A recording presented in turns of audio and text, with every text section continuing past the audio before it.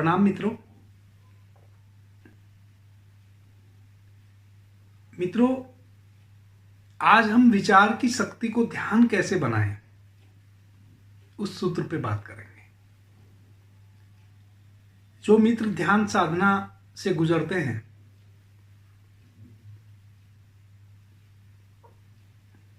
ध्यान करते हैं, उनको भली भांति पता होगा कि जैसे ही वो ध्यान में बैठते हैं, तैसे ही विचारों की श्रृंखला घनी होकर मनस पटल पे दौड़ना शुरू हो जाती है।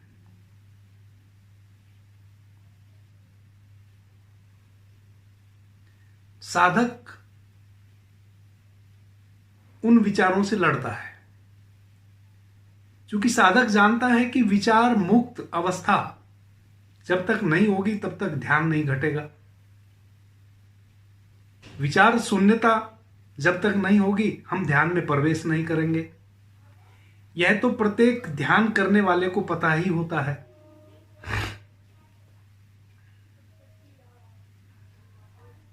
लेकिन जैसे ही ध्यान में प्रवेश के लिए बैठे, तैसे ही विचारों की पूरी मंडली हमारे मनस पटल पे चलने लग जाती है। अब साधक के सामने सबसे बड़ी कठिनाई क्या आती है कि वह तो बैठा है विचार मुक्तता के लिए, और जैसे ही बैठता है विचार मुक्तता तो नहीं हो पाती है, विचारों का जंजाल घेर लेता है। और साधक जो ध्यान करने वाला है, वह उन विचारों से ही लड़ने में अपना पूरा समय व्यतीत कर देता है। और यह घटना प्रतिदिन घटती रहती है। मित्रों, विचार एक शक्ति है। विचार उठते हैं आपके मन से,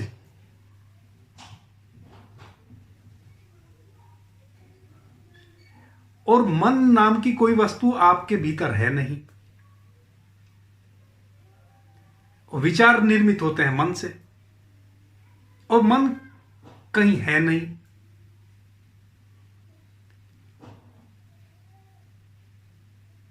मन तो हमारी सभी इंद्रियों का जोड़ है।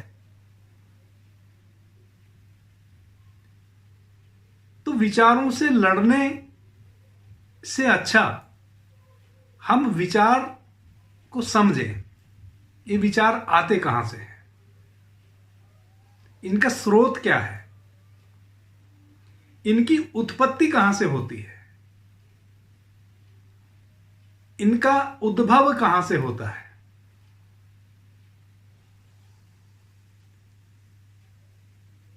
तो अमूमन हम सोचते हैं कि मन निर्मित करता है इस विचार, यानी कि मन।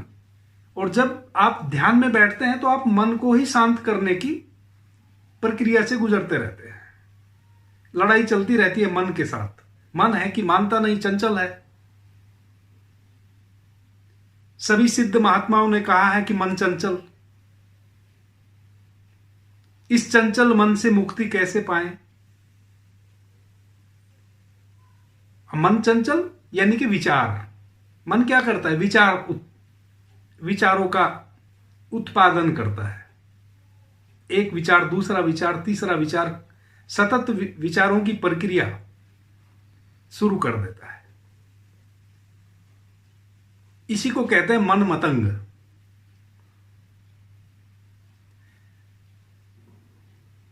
रहीमदास जी कहते हैं ना, मन मतंग माने नहीं जब तक खता न खाए, जैसे विधवा नार को गर्भ रही पछताए। तो अमूमन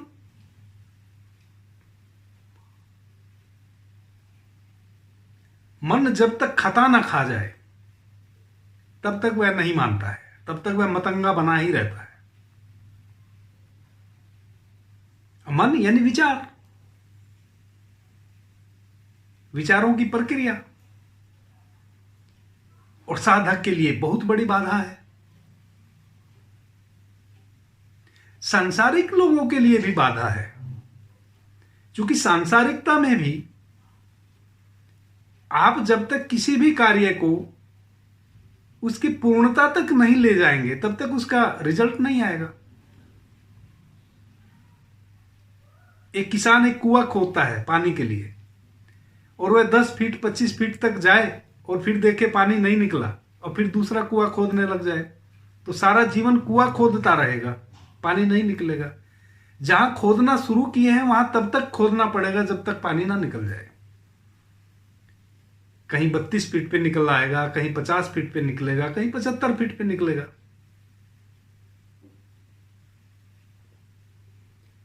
लेकिन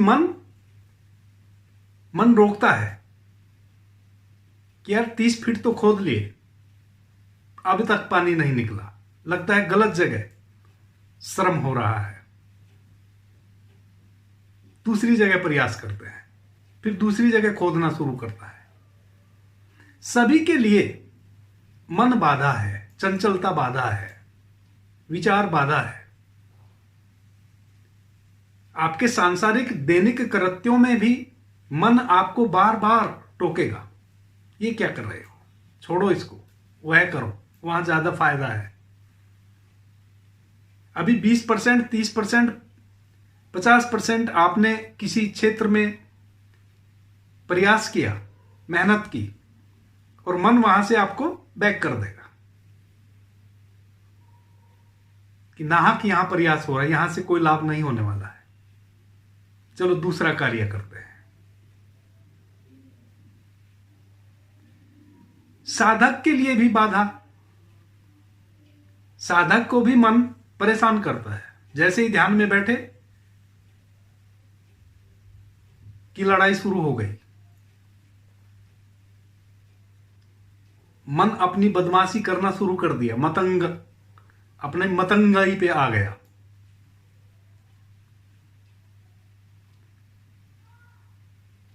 और साधक मन से ही लड़ने में अपना पूरा जीवन व्यतीत कर देता है।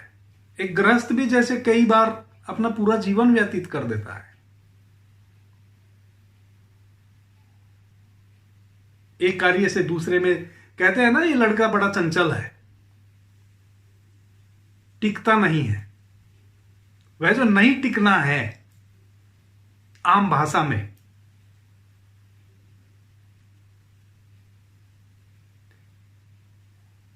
मित्रों, मैं ज्यादा पढ़ा लिखा नहीं हूं, इसलिए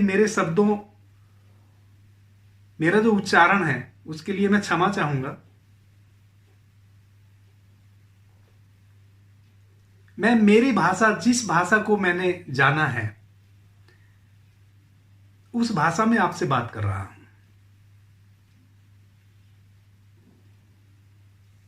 कोई शब्द अभ्रंश लगे, मुझे क्षमा कर देना।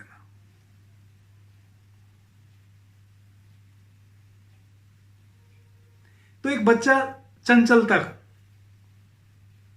बच्चा होता है, सब परेशान होते हैं उससे, वह स्वयं भी परेशान होता है अपनी उस चंचलता के कारण, वह कहीं टिक नहीं पाता। वैसे ही साधक के साथ भी होता है,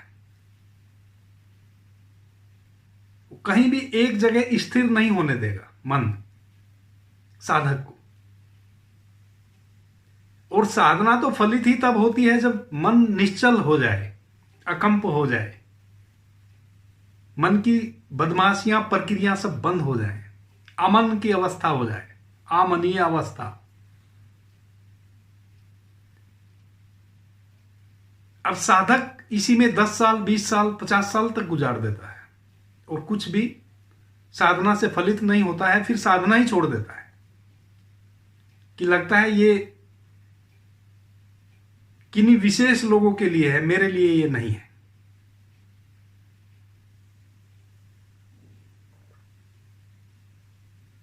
मित्रों, मैंने अपने कई पिछले वीडियो में भी चर्चा की है, आप अपने दैनिक कार्यों में भी देखें,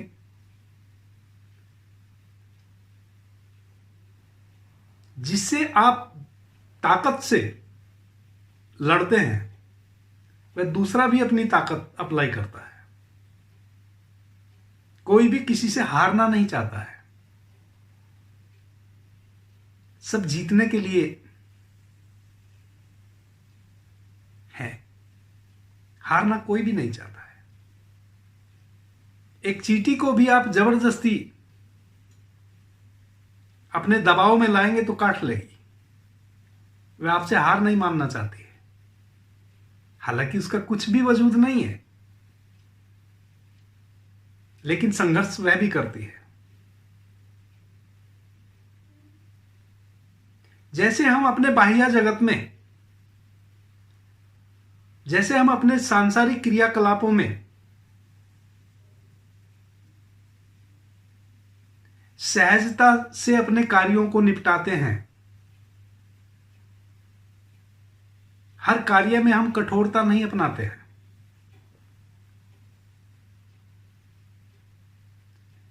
और जो भी सांसारिक अर्थों में सफल लोग हैं, जो सफलता को छुए हैं सांसारिक अर्थों में,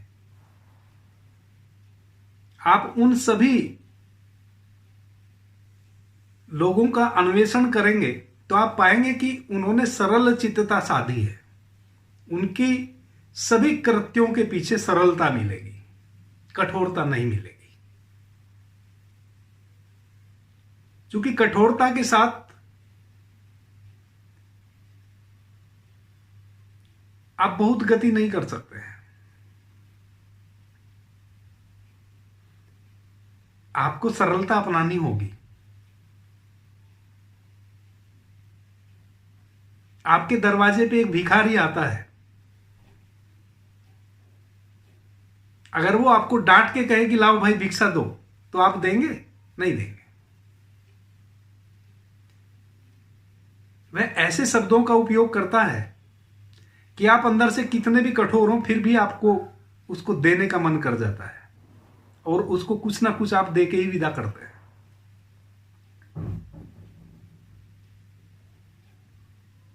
इसी तरह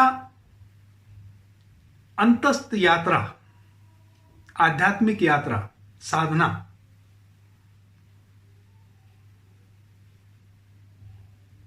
आपको निर्मल बनना होता है, आपको सॉफ्ट बनना पड़ेगा। इसका मतलब मन से अब लड़ना नहीं है, मन से फ्रेंडशिप करनी है, मित्रता करनी है, दोस्ती करनी है। लड़ लड़के तो आपने मन से मुक्ति नहीं पाई।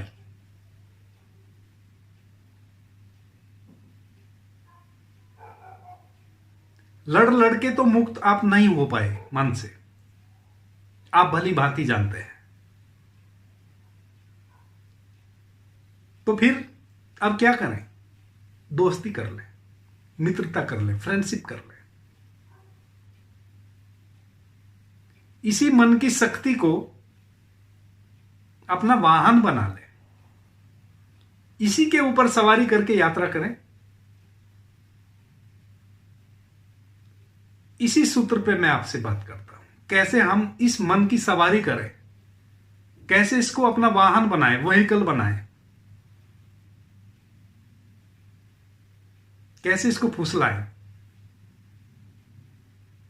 क्योंकि आप इससे जबरदस्ती लड़ के जीत नहीं सकते हैं, कभी भी यह आपको ध्यान नहीं घटने देगा।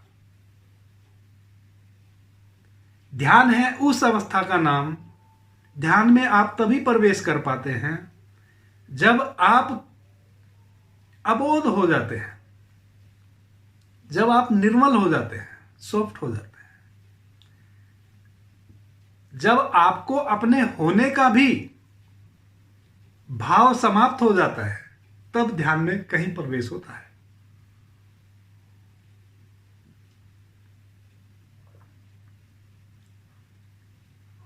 तो जिससे भी आप दोस्ती करने जा रहे हैं, मन से मैं कहता हूं दोस्ती कर लो, फ्रेंडशिप कर लो। तो जैसे आप बाह्य जगत में, अपने सांसारिक जगत में जिससे आप दोस्ती करते हैं, उसको आप समझते हैं पहले, यूं ही किसी से भी दोस्ती नहीं कर लेते हैं,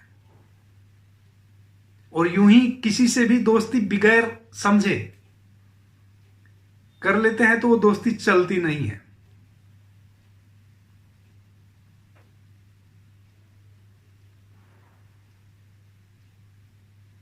वैसे ही मन से दोस्ती करने से पहले मन को समझना होगा। अब मन को कैसे समझें? तो सबसे पहले तो मित्रों मैं आपको बता दूं कि आपके शरीर में मन नाम का कोई पार्ट नहीं है। आपकी बॉडी में, आपके शरीर में मन नाम का कोई अंग नहीं है।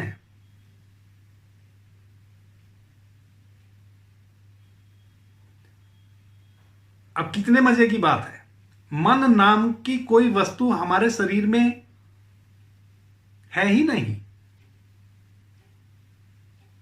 और हम उससे लड़ रहे हैं, और मैं उससे दोस्ती भी करने को कह रहा हूं जो है ही नहीं। तो सबसे पहले तो यह समझें कि मन है ही नहीं। आपके शरीर में लंग्स है, हार्ट है, किडनी है, लीवर है, पलीहा है, बहुत सारे अंग हैं।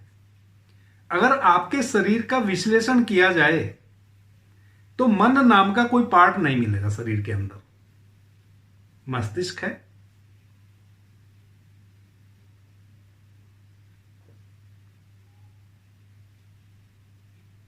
लेकिन मन नाम का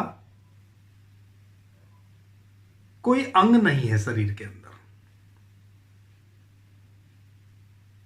लेकिन किसी भी कथा को सुनिए, किसी भी कहानी को सुनिए, किसी भी सिद्ध पुरुष के पास जाइए, किसी साधु सन्यासी के पास जाइए, कोई अपना सद्ग्रंथ का अध्ययन कीजिए, मन की चर्चा बहुत आयत से मिलेगी। तुलसीदास को सुनिए, कबीरदास को सुनिए, रहीमदास को सुनिए, मन की चर्चा। गुरु नानक देव जी ने जितनी मन की चर्चा की है उतनी शायद ही किसी ने की हो। उनकी सारी चर्चा ही मन पे है। ओमकार को कैसे हम उपलब्ध हों और मन से कैसे मुक्त हों, इसी पे सारा।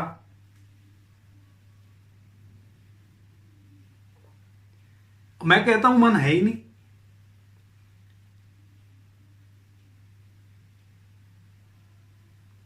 आप किसी भी बड़े से बड़े डॉक्टर से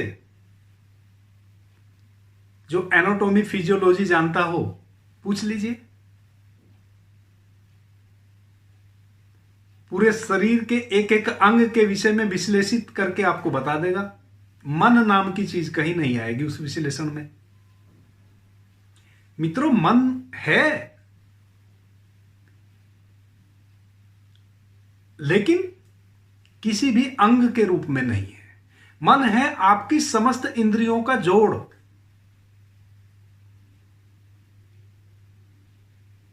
अब आप अपने अनुभव से भी इस बात को जानेंगे। आपकी नासाग्र से आपने किसी सुगंध दुर्गंध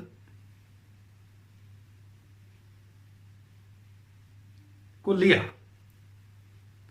तो एक विचार निर्मित हुआ। अगर दुर्गंध आ रही है तो आप कहेंगे बड़ी बुरी गंध आ रही है, छी छी, अपनी नाक बंद कर लेंगे, कपड़ा रख लेंगे नाक पे।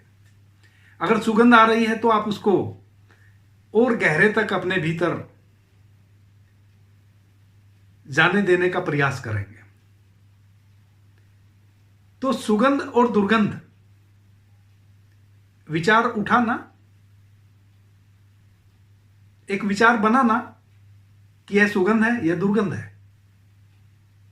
कानों से आपने सुना। अगर कोई मीठा संगीत आ रहा है तो कहेंगे आप मस्त हो जाएंगे, कितना प्यारा संगीत है। लेकिन किसी की कर्कश आवाज,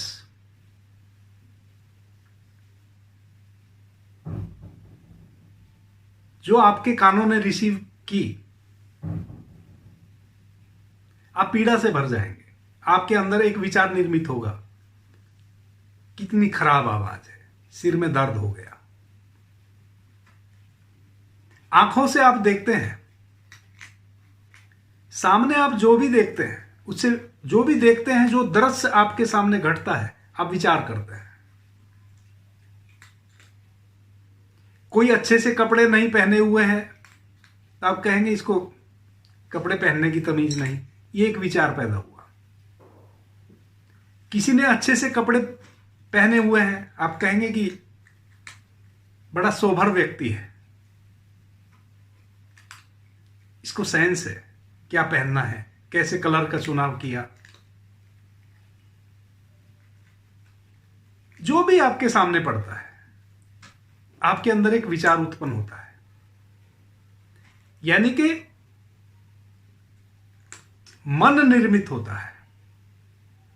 आपकी नासाग्र से सुगंध के माध्यम से, दुर्गंध के माध्यम से एक मन निर्मित हुआ, यानी कि विचार निर्मित हुआ। मन यानी विचार, मन विचार। आंखों से देखा, एक मन निर्मित कर लिया, यानी कि एक विचार निर्मित कर लिया। कानों से सुना, एक विचार निर्मित कर लिया। जिह्वा से स्वाद के रूप में एक विचार निर्मित कर लिया, अरे रे कितना खराब, कितना मीठा फल, कितना खट्टा फल, कड़वा फल। स्वादेंद्रिय एक विचार निर्मित कर लिया। यानी कि विचार हमारी इंद्रियों के प्रायोजित करते हैं, स्रोत हैं, और विचार को ही हम मन कहते हैं, या मन को हम विचार कहते हैं। हम सोचते हैं मन विचार चला रहा है, नहीं, मन तो है ही नहीं, विचार मन निर्मित कर रहे हैं। तो सबसे पहले तो मैं सभी मित्रों से, चाहे वो अपने सांसारिक तो सभी हैं, इस जगत में जो भी पैदा हुआ, संसार में पैदा हुआ, कर्म अलग अलग हो जाते हैं। एक साधु है तो वो साधुता में लगा है, किसान है तो अपनी किसान गति में लगा है, कोई बिजनेसमैन है अपने बिजनेस में लगा है, कोई नौकरी में लगा है। कर्म अलग अलग कर्मों में सब बंधे हुए हैं।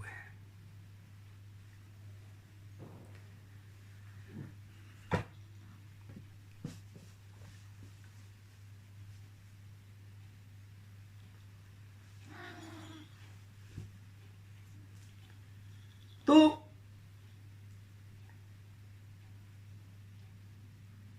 आपके सांसारिक कार्यों में और आपके आध्यात्मिक यात्रा में आपकी इंद्रियों के माध्यम से विचार उत्पन्न होते हैं, मन निर्मित होता है। आपको स्रोत का पता चल गया?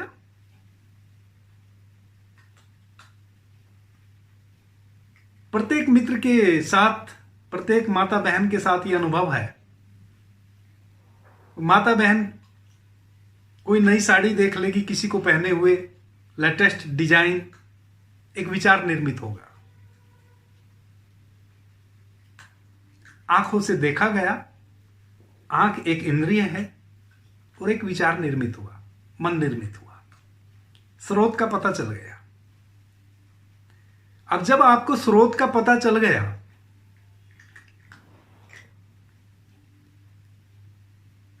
तो मुक्त होने में मन से अब कितना समय लगेगा?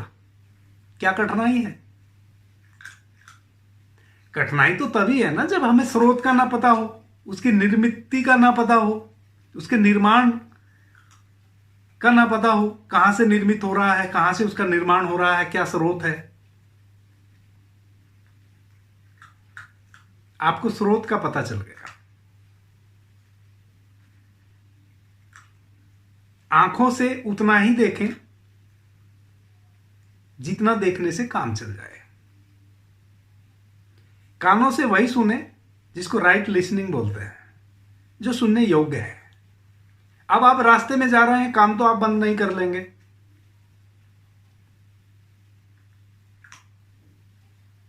पी पी पो पो सब सुनाई देगा ही।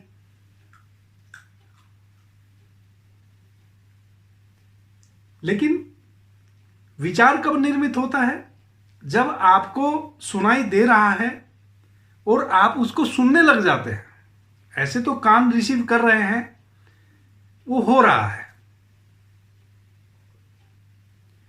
लेकिन विचार निर्मित कब होते हैं? मन कब निर्मित होता है कानों के द्वारा? जब हम जो सुनाई दे रहा है उसके प्रति कंसंट्रेट हो जाते हैं, एकाग्रचित हो जाते हैं।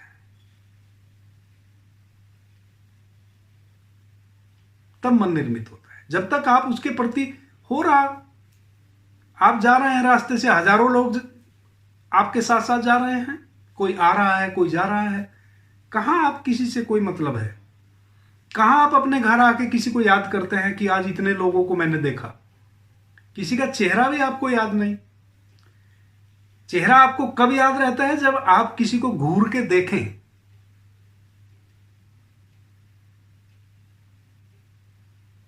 वरना तो रास्ते में हजारों लोग मिलते हैं आपको, आप कहां किसी को याद रखते हैं? ना कोई विचार बनता, विचार भी निर्मित नहीं होता।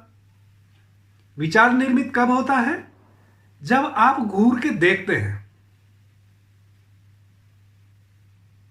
ऐसे आप रास्ते पे चल रहे हैं, बहुत सारे दृश्य आपकी आंखों से गुजर रहे हैं, लेकिन कोई विचार निर्मित नहीं होता है। विचार निर्मित तभी होगा जब आप घूर के किसी दृश्य को देखेंगे, अपने आप को संलग्न करेंगे, उसके साथ एकाग्रचित करेंगे, कंसंट्रेट करेंगे।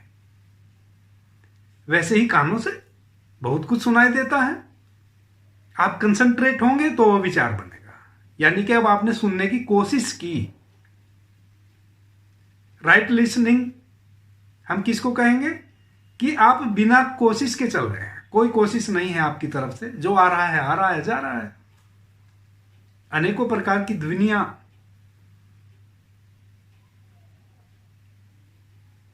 कानों के द्वारा रिसीव हो रही हैं और खत्म भी हो रही हैं। आपको कोई प्रभाव नहीं पड़ रहा है, कोई मन निर्मित नहीं हुआ। तो यह है स्रोत। अब यहां से आप इस निर्मिति को रोकें। ये जो उद्भव हो रहा है विचारों का, जहां से उद्घाटित हो रहे हैं, इन सब इंद्रियों पे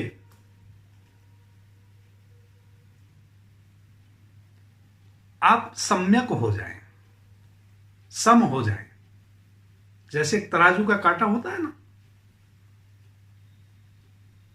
वैसे सीधे हो जाएं। आप ज्यादा से ज्यादा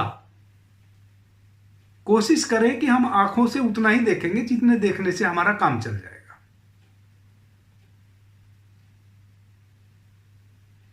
कानों से हम वही सुनेंगे जो सुनने योग्य है। मैंने बताया पीछे पीछे, कान तो बहुत कुछ सुनते हैं, लेकिन जब आप कंसंट्रेट होते हैं किसी एक ध्वनि के प्रति, तब आपने सुना, तो अब आप वही कंसंट्रेट होंगे जो सुनने योग्य है।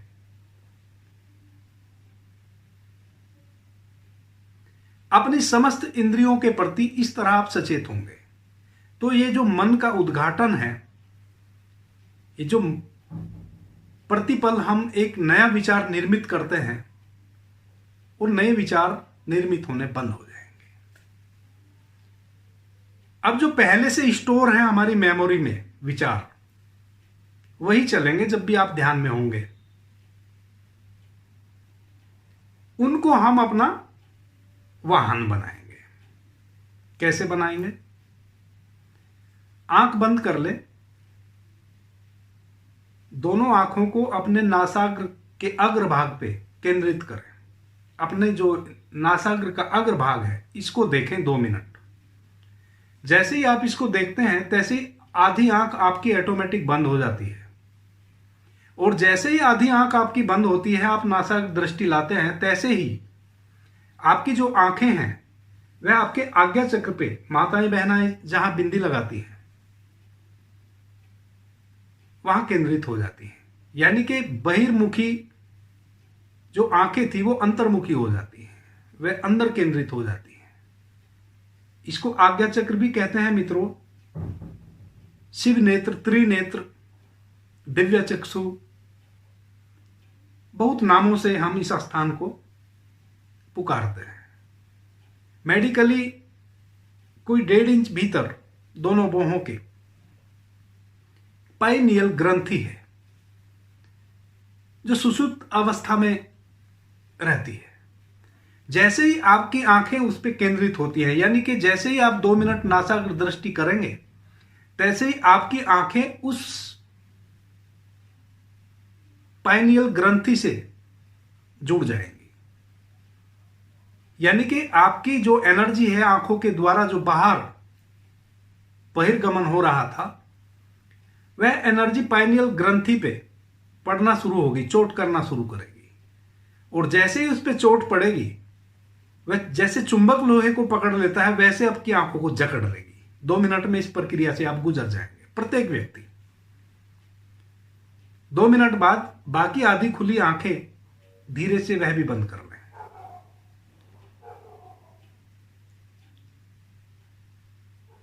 अब आप अपनी 3rd आई पे केंद्रित हैं और बैठ जाएं। जो भी विचार चलने शुरू होंगे, जैसे ही आप बैठेंगे वैसे ही विचारों की श्रृंखला शुरू हो जाएगी। मन अपना काम करना शुरू कर देगा, यानी कि विचार आने शुरू हो जाएंगे ऑटोमेटिक। आप एक एक विचार को ऐसे देखें जैसे आप टाकीज में फिल्म देखते हैं, अपने टीवी में आप देख रहे होते हैं। जब आप कोई सिनेमा देखते हैं, फिल्म देखते हैं, तो आप सिर्फ देख रहे होते हैं। आप उस फिल्म के, यानी कि उस पर्दे पे जो घट रहा है, चाहे वह टीवी का पर्दा हो या किसी टाकीज में आप बैठे हों, उस पे जो भी दृश्य उभर के आ रहे हैं, उसके आप निर्माता नहीं हैं, आप सिर्फ दर्शक हैं। आप देख रहे हैं।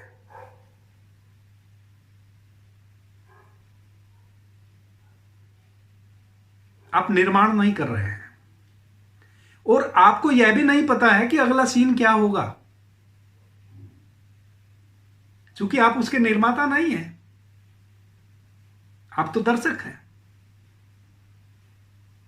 जो पर्दे पे चल रहा है आप उसको देख रहे हैं, उसका आनंद उठा रहे हैं।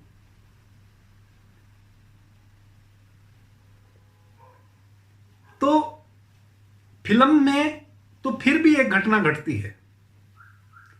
जब कोई कष्टकारक सीन आता है, आप पर्दे पे चलता है, तो थोड़ा सा आप भी कष्ट में हो जाते हैं। यानी कि फिल्म देखने के समय आप एक कार्य तो जरूर करते हैं तो आप दर्शक, लेकिन कहीं ना कहीं आप दर्शक से थोड़ा सा आगे गुजर जाते हैं। फिल्म कोई भी हो, उसमें नेगेटिव पॉजिटिव 2 छोर होते हैं, जिसको हम हीरो कहते हैं, विलन कहते हैं।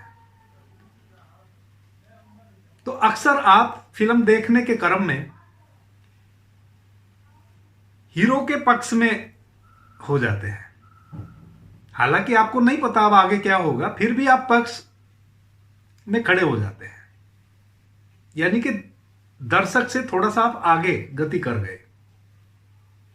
अच्छा होता कि आप किसी के साथ जुड़ते नहीं, जस्ट आप दर्शक ही बने रहते। कोई आनंददायी सीन आता है तो आप थोड़ा सा आनंदित हो जाते हैं।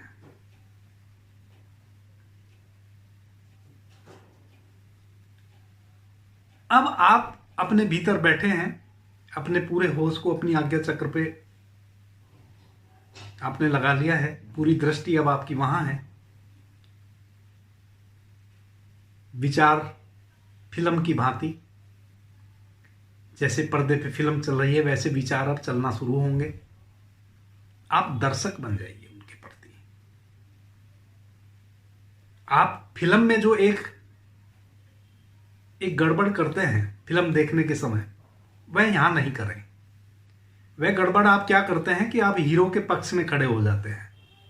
यहां आप आपके मनस पटल पे जो विचार चल रहे हैं उनके किसी के भी पक्ष में खड़े नहीं हुए। पक्ष में खड़े होने का मतलब है आपने अपने को जोड़ लिया, कंसंट्रेट कर लिया, तब फिर आप उससे मुक्त नहीं हो पाएंगे।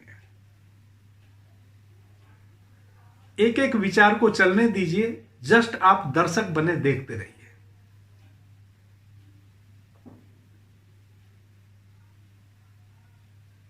विचार चलते रहेंगे, विचार आएगा कि ये मैं क्या कर रहा हूं, आंख खोल के बाहर देख लूं।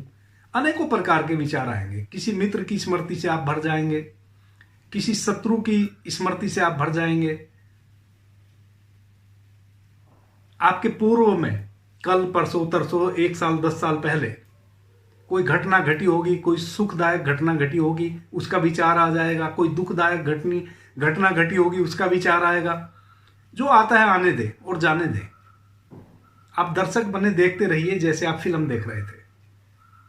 एक विचार आया, दूसरा आया। आप निर्माता मत बनिए, निर्माण मत करिए विचारों का। और भाव की बड़ी महत्वता है मित्रों, किसी भी कार्य के साथ भाव कीजिए कि मेरे मित्र, यानी कि मन, जिसको आप मन कहते हैं, मन क्या है वो मैं बता चुका। उन विचारों से ही आप बात कर रहे हैं, यानी कि मन से आप बात कर रहे हैं कि मित्र आपका स्वागत है। यह भाव आपके भीतर हो कि आपका स्वागत है, आप आइए। जिस रूप में भी आप आते हैं मैं आपका वेलकम करता हूं, यानी कि आपसे फ्रेंडशिप करता हूं, मित्रता करता हूं। आइए, आते रहिए। मित्रों, कुछ दिन के अभ्यास में आने बंद हो जाएंगे विचार। बहुत बड़ा चमत्कार घटेगा। विचार आने बंद हो गए। निर्विचारता की अवस्था में आप पहुंच जाएंगे। और जैसे ही विचारों का यह आगमन, यह प्रक्रिया थमेगी, रुकेगी, तैसे ही आप ध्यान में प्रवेश कर गए। विचारों का रुकना यानी कि आपका ध्यान में होना। तैसे ही आप उस अपने अंतस्थ केंद्र में प्रवेश कर गए, जिसको हम शिव तत्व कहते हैं, जिसको हम राम कहते हैं, जिसको हम कृष्ण तत्व कहते हैं, जिसको हम आत्मा कहते हैं, जिसको हम परमात्मा कहते हैं, जिसको हम ब्रह्मांड कहते हैं। मित्रों, आप इस ब्रह्मांड का हिस्सा हैं।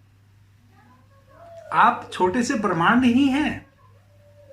समुद्र में से आप 1 चम्मच जल निकाल लीजिए, उसका स्वाद वही है जो पूरे समुद्र का है। 1 चम्मच जल में से 1 बूंद जल आप अपनी जिह्वा पे रखेंगे, आप पूरे समुद्र के जल के स्वाद का पता लगा लेंगे। प्रत्येक व्यक्ति इस ब्रह्मांड का हिस्सा है। हम इस ब्रह्मांड से जुड़े हैं। हमने अपने को अलग मान रखा है। तो जैसे ही ये विचारों की श्रृंखला टूटेगी, तैसे ही आप अपने ब्रह्म में प्रवेश कर जाएंगे। और जैसे ही आप ब्रह्म में प्रवेश कर जाएंगे, तैसे ही आप इस पूरे ब्रह्म के साथ जुड़ जाएंगे।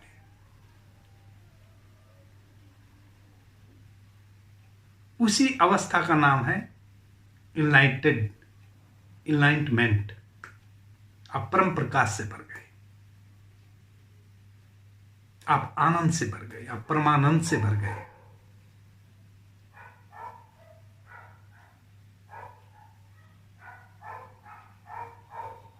आप निर्मल हो गए, आप सम्य हो गए।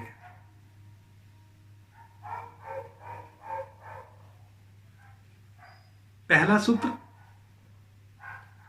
विचारों का जो उद्भव है, जो स्रोत है, जो जहां से, जिस स्रोत से विचार निर्मित होते हैं, उसके प्रति अवेयर हों, होश से भरे, जागरण से भरे। दूसरा सूत्र, बैठ के साक्षी, विटनेस बन के अवलोकन करें विचारों का, इस भाव के साथ कि मेरे मित्र आपका स्वागत है, आइए।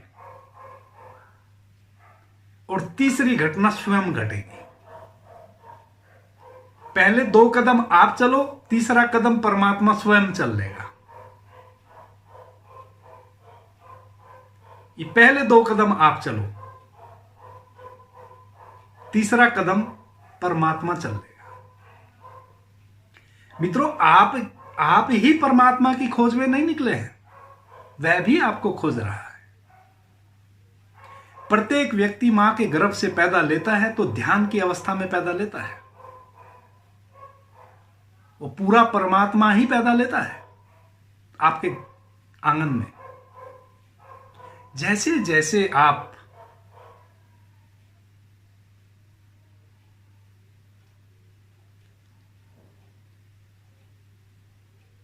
मन से मुक्त होंगे, तैसे तैसे आप पुनः अपने उस परमात्म भाव में लौट जाएंगे। देखे ना, एक छोटा बच्चा 2 महीने 3 महीने का, गांव देहात में कहते हैं कि बेमाता इसके सर पे आती है बच्चे के। यानी कि बच्चा यूं ही टकटकी लगा के कहीं देखता रहेगा, हंसेगा, कभी रोने लगेगा, किसी को भी देख के आनंदित हो जाएगा। उसको कोई मतलब नहीं है मेरा अपना है कि पराया है, उसको अपने पराये का कोई बोध नहीं। वह साक्षात परमात्मा है। इसलिए तो जब हम एक उम्र में पहुंच जाते हैं तो हम कहते हैं कोई लौटा दे मेरे बीते हुए दिन, यानी कि वो बचपन के दिन जब मैं अबोध था,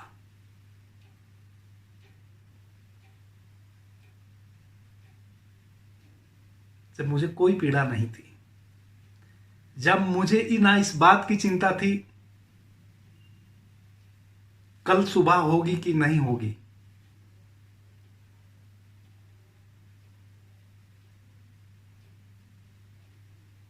उस अबोध अवस्था को, उस निर्मल अवस्था को, यह 2 कदम आप चलेंगे, तीसरा कदम परमात्मा चल लेगा, यानी कि आप ब्रह्म में प्रवेश कर जाएंगे।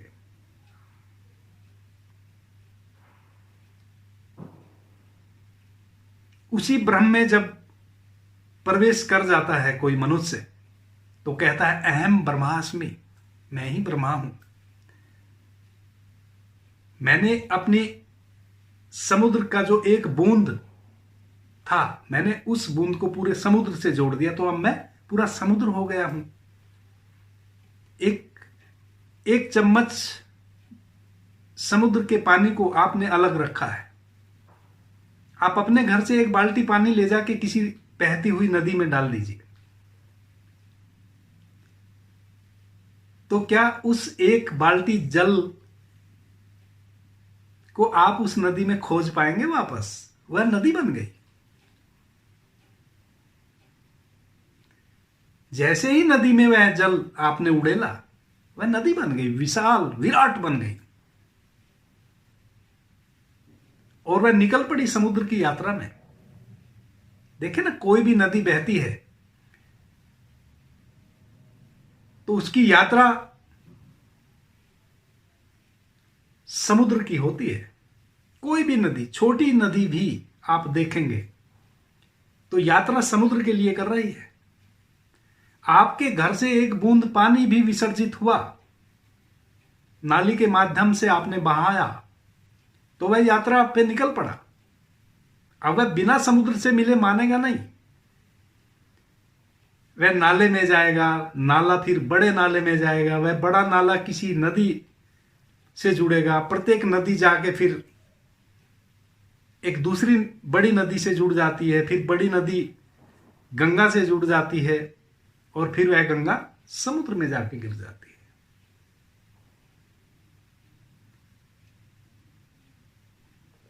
यानी कि एक एक बूंद पानी जो विसर्जित होता है आपके माध्यम से, या कोई भी नदी नाला, वो समुद्र की यात्रा पे निकला हुआ है। समुद्र पुकार रहा है, आवाज पे आवाज लगा रहा है, और वो पहुंच ही जाती है। यात्रा करते करते समुद्र तक पहुंच ही जाती है। समुद्र लगातार सतत पुकार रहा है। और मित्रों, एक बहुत ही सूक्ष्म बात आपको कहता हूं, समुद्र पुकार ही नहीं रहा है, समुद्र आयोजन भी कर रहा है। बहुत सूक्ष्म है यह बात। समुद्र आयोजन भी कर रहा है, कैसे वह नदी, कैसे वह बूंद उस तक पहुंचे। वैसे ही परमात्मा आयोजन भी कर रहा है आपके चारों तरफ, लेकिन आप जगते नहीं, आप कहीं और खोए हुए हैं। सतत आयोजन करता है परमात्मा। एक फूल के माध्यम से परमात्मा ही तो खिला है, वह सौंदर्य का प्रतीक है। वह कहता है कि तुम लौटो, और फूल किसको प्यारा नहीं लगता है, किसको नहीं रिझाता है फूल। ऐसा कोई व्यक्ति है जिसको फूल में सौंदर्य दिखाई ना देता हो। फूल के माध्यम से परमात्मा खिला है अपनी पूर्णता में, और वह इस बात का प्रतीक है कि तुम भी खिल सकते हो। जब हम किसी मंदिर में फूल चढ़ाते हैं, यह इस बात का प्रतीक है कि तुम भी खिल सकते हो और तुम भी चढ़ सकते हो मुझे।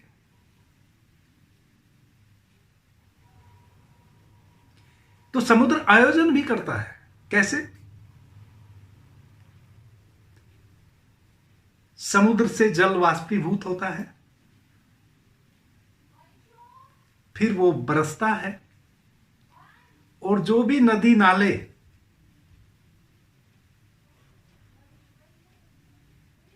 सूख गए हैं, स्रोते स्रोते रह गए हैं, कहीं पानी है कहीं नहीं है, बहाव रुक गया है, फिर वह बादल बरसते हैं, फिर उस स्रोते को वह नदी में परिवर्तित करते हैं, और फिर जल अपनी तीव्रता से बहता है और समुद्र की यात्रा पे निकल जाता है। समुद्र आयोजन भी करता है। आप क्या समझते हैं, आपके लिए बरसात होती है? नहीं।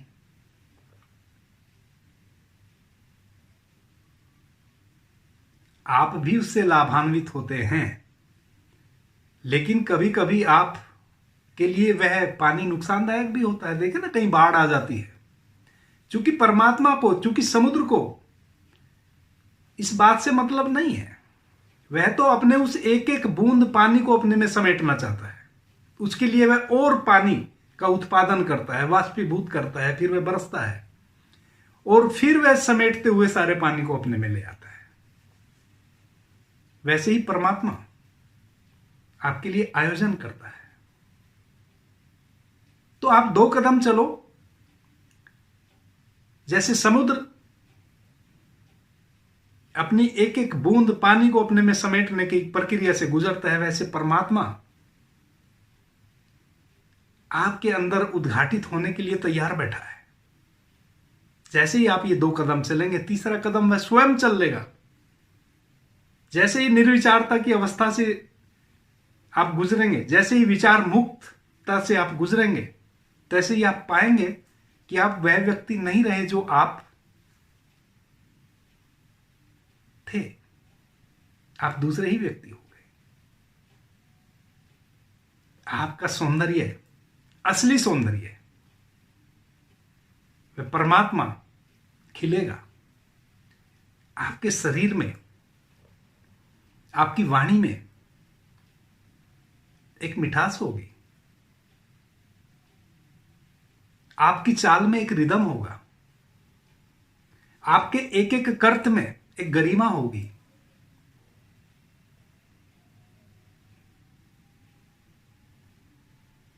जो आपको जानते हैं पहले से, वह भी कहेंगे कि यह आदमी को कुछ हो गया है, यह वह नहीं रहा।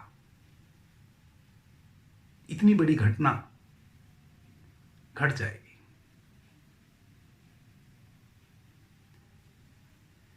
आपने मुझे ध्यान से, प्रेम से सुना, उससे मैं बहुत अनुग्रहित हूं। सभी मित्रों को मेरा प्रणाम, धन्यवाद। मित्रों, अगर वीडियो अच्छा लगे तो इसको शेयर करें, चैनल को सब्सक्राइब कर लें, ताकि मैं अपने अनुभव जो आपसे बांट रहा हूं, मित्रों जो भी बातें मैं आपसे कर रहा हूं अपने अनुभव से कर रहा हूं, कहीं से पढ़ के, किसी से सीख के मैं आपसे बातें नहीं कर रहा हूं। जिन अनुभवों से मैं गुजरा हूं, मेरी 35 साल की यात्रा, आध्यात्मिक यात्रा,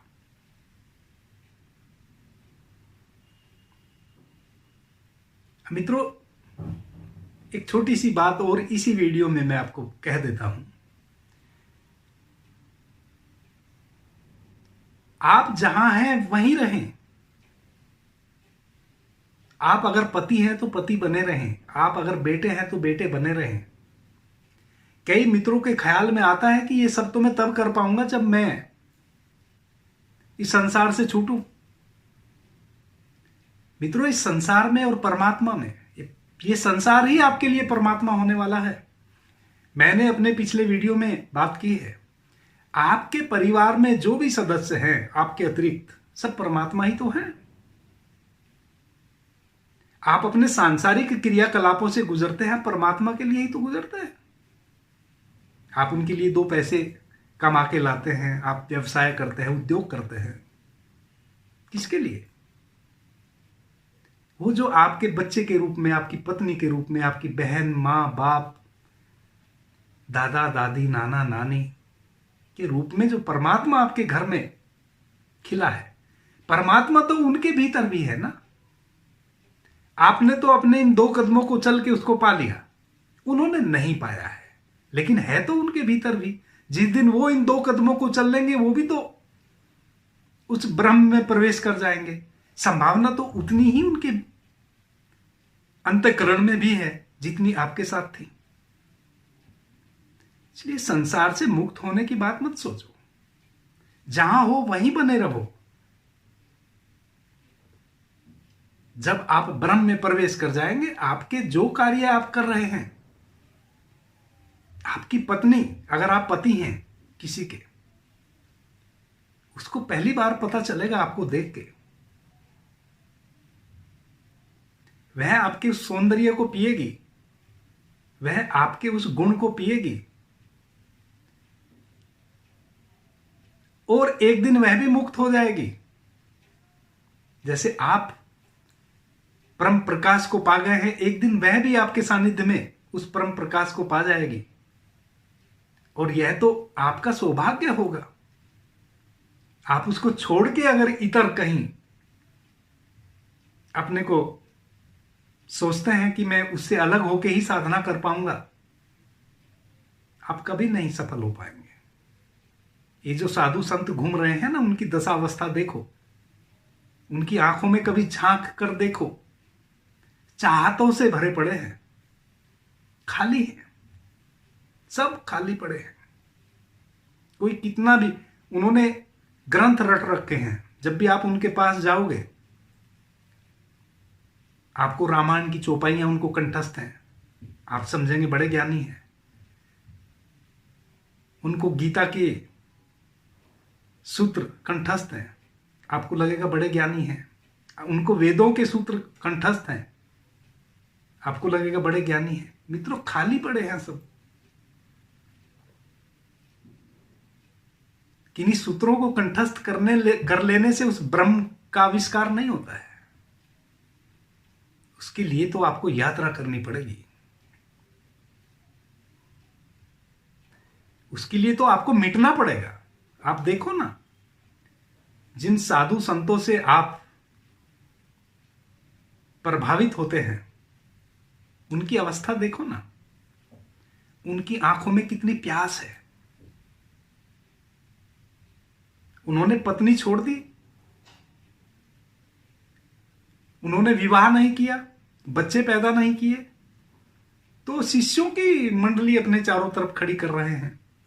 उन्होंने घर त्याग दिया, वो बड़े बड़े आश्रम बनाने की फिराक में दौड़ रहे हैं। वही कर रहे हैं, कायर हैं, मेहनत करके नहीं कर सकते थे तो दूसरे दरवाजे से उसी कार्य में लगे हुए हैं।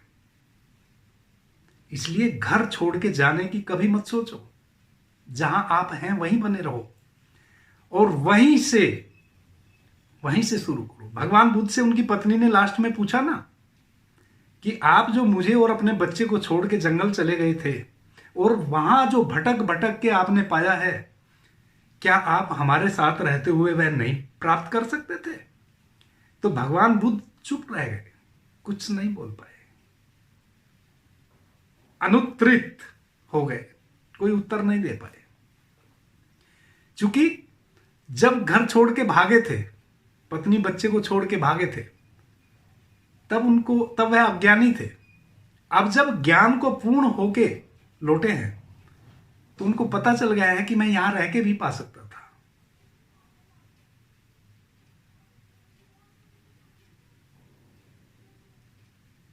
तब उनको पता चल गया, इसलिए कुछ नहीं बोले, चुप हो गए। उनके उस भागने से वह उनका एक कायरतापूर्ण कर्त था। उस पत्नी को कितना ना कष्ट हुआ होगा, उस बच्चे को कितना ना कष्ट हुआ होगा। यह जो 12 वर्षों तक निरंतर बुद्ध जंगल जंगल भटकते रहे, कितने संत महात्माओं से दीक्षा ली,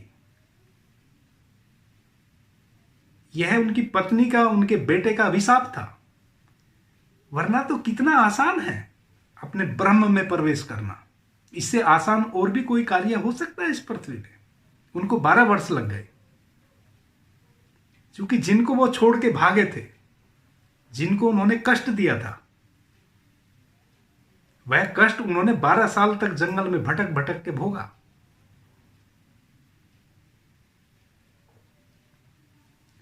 फिर से एक बार सभी मित्रों को प्रणाम, धन्यवाद।